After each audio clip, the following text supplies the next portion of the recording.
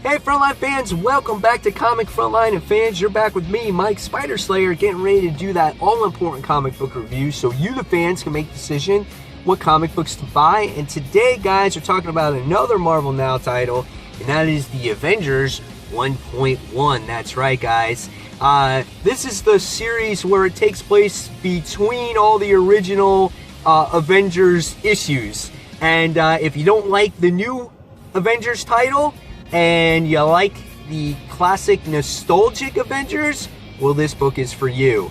I love the nostalgic feel to this book.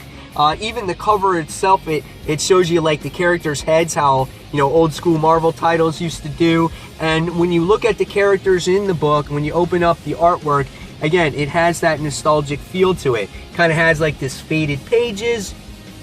All the characters are wearing classic costumes, including Cap, where it has the feathers out of his helmet there. And even though my hat's off to the colorist in here, even though the book is on glossy pages where it makes it hard to make a nostalgic feel, he does that where the colors are maybe just seem a little tannish. So again, everything about this book has that iconic and nostalgic feel for the Avengers we all love, right? So now that I talked about the artwork, what did I think about this story, and will I be reading it going forward? So let's recap it a little bit. So in this book, we wind up getting to see our Avengers, Earth's mightiest heroes, doing battle against the villains of the Black Knight, the Enchantress. We get to see them doing battle against the Executioner and the Mysterious Melter.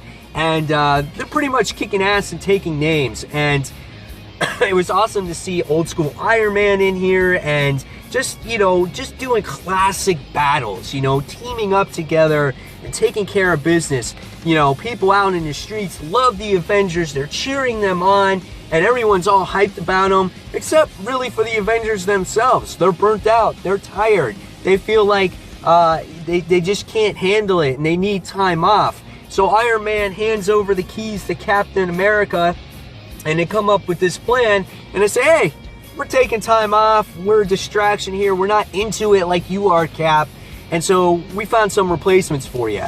And what did they find? Well, they found Hawkeye, Quicksilver, and Scarlet Witch, which were, you know, former villains. So they're a bunch of ragtag Avengers. And so what happens is Cap is, you know, very distraught by the whole thing. It's not the same type of team. He realized that there were villains. He puts on his big boy pants. He says, oh, I'm going to embrace it. And he has to go out there and talk to the press and talk to the people and introduce these new Avengers. They get haggled by reporters. Scarlet Witch gets upset. She's trying to, you know, basically, you know, do good for the world. And if they can't handle these reporters, how are they going to handle the enemy? So it was a main thing there that was talked about. We get to see these iconic villains like the Enchantress and Medusa, Sandman, Trapster, and Medusa in there, and they're watching and they're like, oh, who's these Dollar General superheroes? We can take them out. And there was some great reference in here where it says, oh yeah, you've seen this bunch of villains take on the Fantastic Four in issue number 38. And it was cool that they referenced that back from the old days. I thought that was awesome. So right away, they're going to go into battle. They challenge this new Avengers team. You get to see the classic Avengers Assemble. And, excuse me, they start doing battle against these guys, and they get their asses beat. And at the end of the issue, you just wind up seeing them on the ground, and Janet's just kind of just like, oh no, what have I done? And, you know, they basically hand them a bunch of rookies that couldn't even handle the Frightful Four.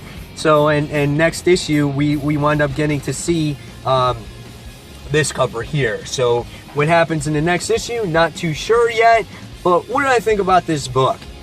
Really great book. It has that Avengers feel. It feels that void that we have been missing for the Avengers for a long time. And it shows that Mark Waid can really write an Avengers title.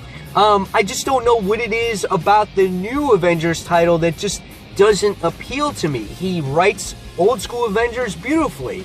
He wrote Champions really nice. And this is awesome. I just don't know what it is about that new Avengers title that I just don't like. This is awesome. If you want your nostalgic Avengers, this is the book for you. Great artwork, great coloring, overall a lot of fun, and hopefully we get a lot more of these into the future.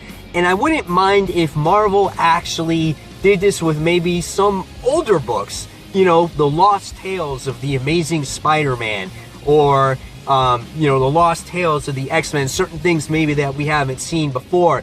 So it kind of sits there and gives the reader kind of best of both worlds. If you like the new comics, you can read the new comics. If you like that old school and iconic feel, you can read these books and read the lost stories. I thought that might be pretty cool, so it can make the new readers happy and it can make the old readers happy. I think this is a great idea, a good concept here. So at the end of the day, I'm going to give this one a 4.5, maybe 4 3/4 stars. I had a blast with this, a lot better than I thought it would be. So guys, in the comments below, tell me what you thought of the Avengers 1.1.